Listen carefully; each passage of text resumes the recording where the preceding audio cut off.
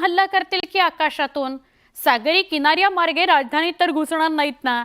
या आणि अशा अनेक प्रश्नांनी पाकिस्तानची झोप उडाली आहे. भारत आणि पाकिस्तानला सडेतोड उत्तर देण्याकरता निर्णायक तयारी सुद्धा करतोय.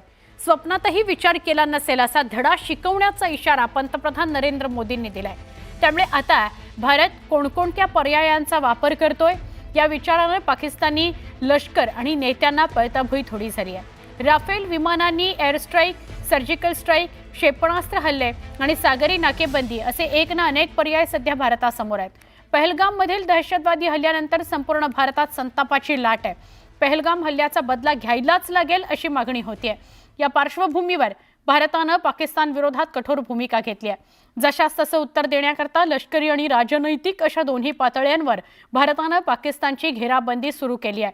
यावेळी पाकिस्तानला कायमची अद्दल घडवण्याचा निश्चय भारतानं केलेला आहे आणि याकरता भारताने कशी तयारी केली बघूयात.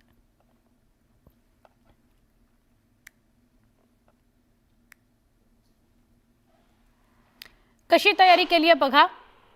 राफेल, सुखोई या विमानांचा युद्धाभ्यास सुरू झालेला आहे. भारतीय लष्कर आणि घातक तुकड्यांचा युद्धाभ्यास सुरू आहे. अरबी समुद्रात INS सूरतवरून क्षेपणास्त्र चाचणी केली जाते.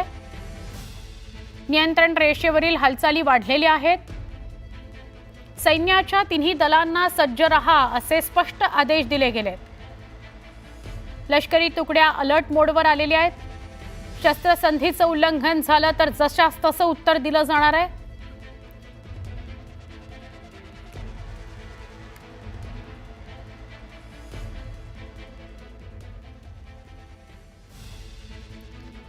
काहीतरी मोठं घडेल आंतरराष्ट्रीय मीडियाने असा दावा केलेला आहे.